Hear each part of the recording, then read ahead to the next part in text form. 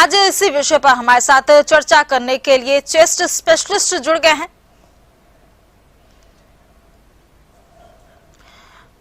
Doctor Rajiv Kakkar हमारे साथ जुड़ गए हैं। डॉक्टर साहब, सबसे पहले तो आपका बहुत बहुत स्वागत है हमारे पे कि जो दो फिल्मी हस्तियां थी कार्डियक अरेस्ट की वजह से हमारे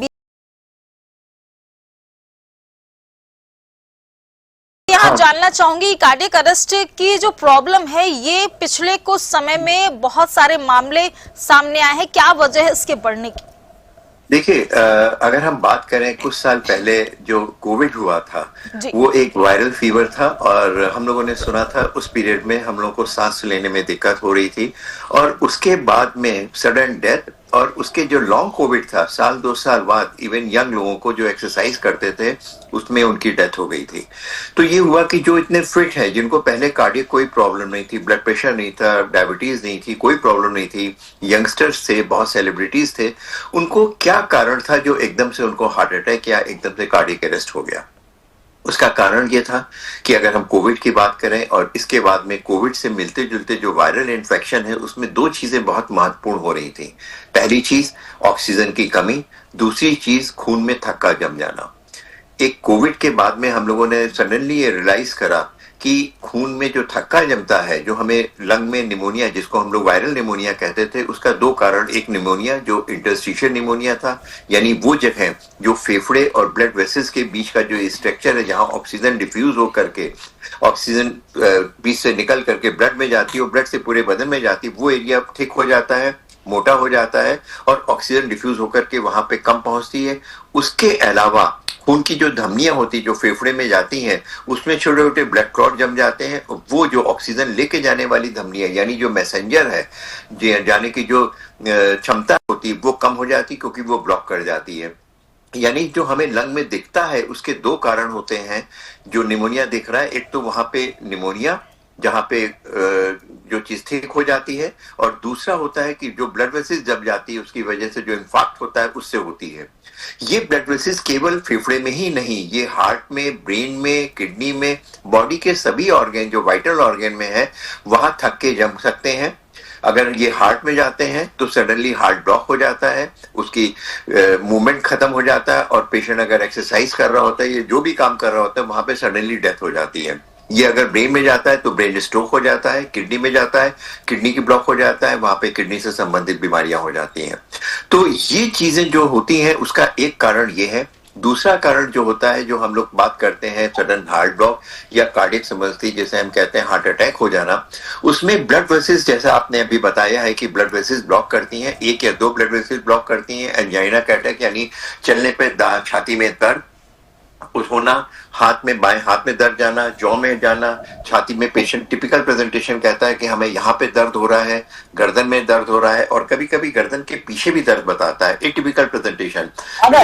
उनके दाएं हाथ में भी दर्द होता है। ये हार्ट अटैक नहीं, ये हार्ट फेल के कारण नहीं होता है, ये हार्ट अटैक होता है, जैसे कि आपने डिफरेंट बताया है। ये ज्यादातर जो डायबिटिक पेशेंट्स होते हैं, जिनको ओबेसिटी होती है, जिनको ब्लड प्रेशर की बीमारियां होती हैं, उनमें होता है। इनमें अक्सर ये फैमिली हिस्ट्री भी आपको मिल जाएगी, यानी कि आपको कुछ पहले से कुछ ऐसी चीजें मिलती हैं जो कि आपको बता रही हैं कि आपको हार्ट अटैक के चांसेस है, उनको आप कंट्रोल कर लीजिए, जो आप कर देंगे। लेकिन हार्ट फेल जो होता है, एकदम जो सडन होता है, उसमें विदाउट एनी वार्निंग साइन ये चीजें हो सकती हैं। अच्छा डॉक्टर साहब, यहाँ आपसे एक चीज समझना चाहूंगी, कार्डियक अरेस्ट में भी कुछ ऐसे सिम्टम मिलते हैं जिससे व्यक्ति समझ पाए कि कार्डियक अरेस्ट आने वाला है, या फिर कुछ ऐसी चीजें हो रही हैं? ज्यादातर तो चीजें, अगर उनको, कुछ ऐसे लोग होते हैं जिनको ओबेसिटी होती है, जो हाई रिस्क पेशेंट होते हैं, डायबिटिक पेशेंट्स होते हैं, उनको मेटाबॉलिक सिंड्रोम्स होता है, यानी कि ओबेसिटी के साथ में कुछ और ऑर्गन में प्रॉब्लम होती है, थायराइड होता है या कुछ और चीजें होती हैं, ऑब्स्ट्रक्टिव स्लीप एपनिया, खर्राटे लेने वाली चीजें होती हैं, उनको ये हाई रिस्क पेशेंट में इस तरह की प्रॉब्लम ज्यादा होती है। लेकिन जैसा हमने बताया कि पिछले कुछ सालों में ये चीजें यंगस्टर्स में या जिनको प्री एग्जिस्टिंग डिजीज नहीं थी उनको भी इस तरह की प्रॉब्लम हो जाती है। तो वार्निंग साइन यही होते हैं कि एकदम से आपको सडनली पहले 1-2 बार चक्कर आया, या एकदम से फेंट हो गए, या कुछ आपके सडन ब्लड प्रेशर में फ्लक्चुएशन हुआ, या ब्लड शुगर में फ्लक्चुएशन हुआ, कुछ ना कुछ वार्निंग साइन मिल रहे हैं आपको, जो आप उसको नजरअंदाज कर देते हैं, डॉक्टर के पास नहीं जाते हैं और सडनली आपको इस तरह की प्रॉब्लम हो जाती है। डॉक्टर साहब आपसे और भी सवालों के जवाब लूंगी। हमारे साथ डॉक्टर कक्कड़ आपसे यहाँ समझना चाहेंगे। जी ने बिल्कुल सही चीज उठाई है कि बदलते हुए मौसम, यानी कि जिस समय आपकी दिवाली खत्म होती है और ठंडक की शुरुआत होती है, तो ये देखा गया है कि ठंडक के मौसम में हार्ट अटैक की मात्रा बहुत बढ़ जाती है। उसका मुख्य कारण होता है कि ब्लड वेसल्स, जो हार्ट को सप्लाई करने वाली ब्लड वेसल्स होती हैं, उनमें एकदम से स्पैज्म होता है, कोगुलेशन की यानी कि खून में थक्का जमने की प्रवृत्ति बढ़ जाती है, ब्लड प्रेशर में परिवर्तन, मौसम के एकदम से ठंडे होने से बॉडी में जो चेंजेस आते हैं, और इसी मौसम में कुछ वायरल इन्फेक्शन या इन्फेक्शंस हो जाते हैं जो कि लंग के ऊपर डैमेज करते हैं, लंग में एलर्जीज होती हैं, और इस समय बॉडी में इन्फ्लेमेटरी मीडिएटेड यानी कि सूजन पैदा करने वाले तत्व खून की धमनियों में चलने लगते हैं, जिससे कि कोगुलेशन की प्रवृत्ति यानी खून में थक्का जमने की प्रवृत्ति बढ़ जाती है। और इस समय नहीं केवल हार्ट अटैक यानी ब्रेन स्ट्रोक भी होने के काफी चांसेस बढ़ जाते हैं, लंग के इन्फेक्शन बढ़ जाते हैं, अस्थमा के अटैक बढ़ जाते हैं, सीओपीडी के अटैक बढ़ जाते हैं। इस समय ज्यादातर परेशानियां जो उस समय अवेलेबल हैं, जो उस समय नहीं हो रही हैं, उनके भी अटैक बढ़ जाते हैं। जो सबसे महत्वपूर्ण चीज है, जो हार्ट के पेशेंट हैं उनको रेगुलरली अपने कार्डियोलॉजिस्ट से चेकअप करवाना चाहिए। जिनको ब्लड प्रेशर है, डायबिटिक पेशेंट्स हैं, ये हाई रिस्क ग्रुप होते हैं, जो बुजुर्ग हैं, उन लोगों को डॉक्टर से रेगुलरली चेकअप करवाना चाहिए। अक्सर जो लोग मॉर्निंग वॉक में जाते हैं उनको इस बात का ध्यान रखना चाहिए कि सूरज निकलने के बाद ही बाहर निकले। जो एस्थमेटिक और सीओपीडी के पेशेंट हैं उनको पोल्यूशन से दूर रखना चाहिए। जैसा आपने देखा दिल्ली में क्वालिटी इंडेक्स जो एयर का है, क्वालिटी ऑफ इंडेक्स बहुत ज्यादा पुअर होता जा रहा है। जिस समय पोल्यूशन होता है उस समय आपको हार्ट अटैक और इस समय सांस के अटैक होने के चांसेस बढ़ जाते हैं। जो एस्थमेटिक सीओपीडी के पेशेंट है उनको ध्यान रखना चाहिए, अपनी डाइट के ऊपर बहुत ध्यान रखना चाहिए। इन्फ्लेमेटरी डाइट जिसे कहते हैं, जंक फूड का सेवन, स्मोक का सेवन, जो आप धूम्रपान करते हैं या टोबैको का सेवन, इनको पूर्णतः बंद कर देना चाहिए। एक बंद कमरे में रह करके धूम्रपान भी हो रहा है और काफी लोग हैं, किसी को वायरल इन्फेक्शन हो रहा है, उसको अवॉइड करना चाहिए। तो कुछ चीजें हैं, अगर हम उनको सावधानी रखें, अपनी डाइट को कंट्रोल रखें, अपने व्यायाम करें रेगुलर, नींद जो सबसे अहम चीज है, 7 से 8 घंटे की रात की नींद बहुत ही आवश्यक है, क्योंकि अगर नींद नहीं है तो बॉडी में रिपेयर नहीं होगा। अगर आप खर्राटे ले रहे हैं, ऑब्स्ट्रक्टिव स्लीप एपनिया है, तो अपने डॉक्टर से संबंध करके उसको, ज्यादातर ये ऑब्स्ट्रक्टिव स्लीप एपनिया के अटैक और हार्ट अटैक भी ठंडक के समय ज्यादा होते हैं, स्नोरिंग बढ़ जाती है, लोगों को इस तरह के अटैक बढ़ जाते हैं। तो केवल अगर आप खर्राटे ले रहे होते हैं, उसमें स्लीप टेस्ट या पॉलीसोनोग्राफी करवाई जाती है, वो एक करवा करके उसका निदान करें तो हार्ट अटैक भी कम हो जाते हैं। अपनी डाइट को कंट्रोल करें, मॉर्निंग इवनिंग जो व्यायाम करते हैं वो करें। अपने लिए अगर 1 घंटा भी निकाल लेंगे, अपनी डाइट को कंट्रोल कर लेंगे, तो होने वाले अटैक्स को हम लोग रोक सकते हैं।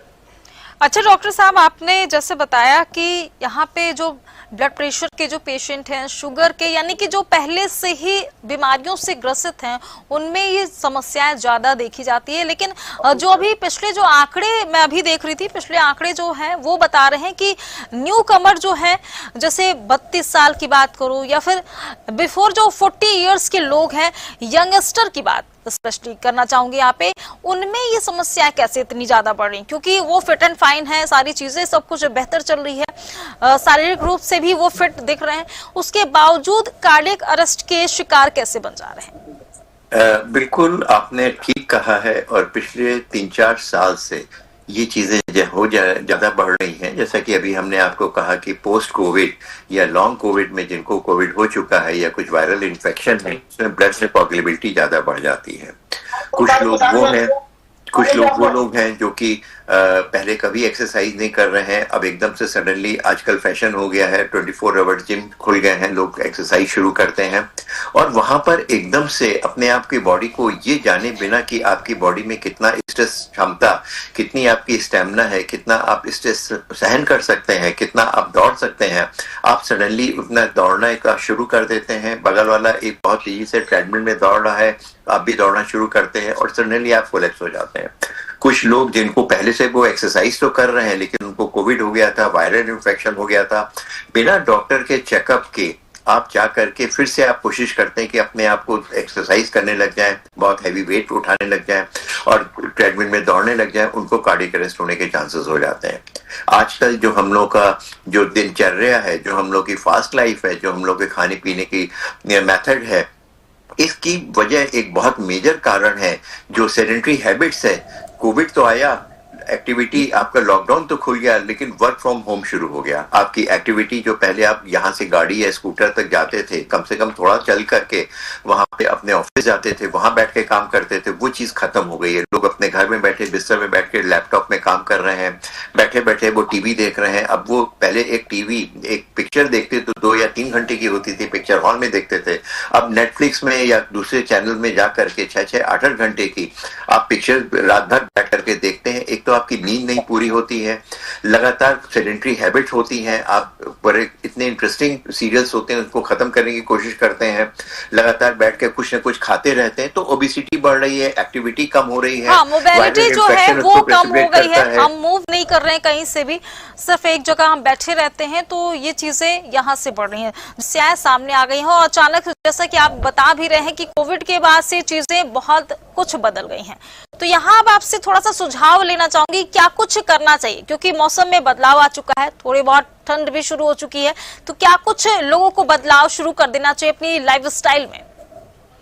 देखिए, बिल्कुल सही है। वो लोग जो कि बुजुर्ग हैं, जिनकी इम्यूनिटी प्रतिरोधक क्षमता कम है, डायबिटिक हैं, ब्लड प्रेशर या हार्ट से संबंधित बीमारियां हैं, जिनको ब्रेन स्ट्रोक हो चुका है, जिनको किडनी या रीनल ट्रांसप्लांट हो गया है, या उन ड्रग्स के ऊपर है जो इम्यूनो सप्रेसेंट है, जिनको सीओपीडी है, क्योंकि ये वाले पेशेंट जो सीओपीडी या जिनको एस्मा है, ये भी पेशेंट प्रोन होते हैं फॉर डिफरेंट टाइप के इन्फेक्शन और different type of cardiac problem के लिए। उनको इस बात का ध्यान रखना है कि ठंडक होने पर एकदम से बाहर एक्सपोजर ना लें। पोल्यूशन की गति इस समय, पोल्यूशन की मात्रा इस समय वायुमंडल में बहुत बढ़ जाती है, जैसे जैसे ठंडक पड़ती है। सूर्य निकलने के बाद ही घर से बाहर निकलें। वहां पे व्यायाम ना करें जहाँ पे पोल्यूशन स्तर बहुत ज्यादा है। अंदर जाके ग्राउंड में बहुत डीप में जाकर के जहाँ पे पोल्यूशन कम है वहां पे जाकर के व्यायाम करें। घर में बंद कमरे में बंद जगह बैठ करके एक हीटर चलाना, रात भर उसको बंद कमरे में सो जाना, तो ये ना करें। हमेशा वेंटिलेशन का पूरा ध्यान रखें। अक्सर हमने देखा है कि लोगों को ठंडक के साथ में वो चीजों को जलाते हैं, प्लास्टिक है, लकड़ी के और चीजें हैं, कागज है, इन चीजों को चलाने की वजह से जो इसमें चीजें निकलती हैं, कार्बन मोनोऑक्साइड, ये और कार्बन मोनोऑक्साइड में एक विशेष प्रवृत्ति होती है कि ये ऑक्सीजन को हीमोग्लोबिन से रिप्लेस कर देती है। ये पोल्यूटेंट्स अगर आपके ब्लड में जाते हैं तो ऑक्सीजन होते हुए भी, शुद्ध हवा होते हुए भी आपके ब्लड में ऑक्सीजन की कमी हो जाती है और हार्ट अटैक होने का डर रहता है। अक्सर हम लोगों ने ठंडक में सुना है कि लोगों ने कोई चीज गर्म चला के बैठे और कंबल ओढ़ करके सो गए, सारी खिड़कियां दरवाजे बंद थी और उनको हार्ट अटैक हो गया, एकदम से फेल हो गया, हार्ट फेल हो गया उनको इनफैक्ट। तो इन चीजों का करना चाहिए, डाइट में ऊपर ध्यान रखना चाहिए, व्यायाम करना चाहिए, स्मोकिंग को पूर्णतः छोड़ देनी चाहिए, रात की नींद पूरी करनी चाहिए, 6 से 7 घंटे की रात की नींद होना चाहिए। मस्तिष्क में हम लोग जो मैमल्स होते हैं उसमें ये नहीं कि 6 घंटे 4 घंटे रात को सोए, 2 घंटे दिन में हमने पूरी कर दी, या वीकेंड में जाकर के हम अपनी नींद पूरी कर रहे हैं। रात की पूरी नींद करनी चाहिए। सूर्य उदय के बाद ही आपको अपनी दिनचर्या शुरू करनी चाहिए। डाइट, स्मोकिंग का हमने आपको बता दिया। एक्सरसाइज के बारे में विशेष ध्यान देनी है। अपनी चीजों को, अपने जो लाइफ स्टाइल को अगर आप ठीक रखेंगे तो होने वाली चीजें आपको कम से कम होगी। तो स्वस्थ रहेंगे, अपने आप को स्वस्थ रखेंगे, आसपास लोगों को स्वस्थ रखेंगे, तो इस तरह के हार्ट अटैक, लंग से संबंधित बीमारियां, वायरल इन्फेक्शन जो इस मौसम में ज्यादा होते हैं, उनकी मात्रा बहुत कम हो जाएगी। बिल्कुल बिल्कुल डॉक्टर साहब, आपने बिल्कुल सही कहा कि मौसम में बदलाव के साथ थोड़े से लाइफस्टाइल में भी हमें कुछ बदलाव लेकर आना चाहिए, तभी इन चीजों से हम बच सकते हैं। डॉक्टर कक्कड़, आपका बहुत बहुत शुक्रिया हमारे साथ जुड़ने के लिए, तमाम जानकारी दर्शकों को साझा करने के लिए।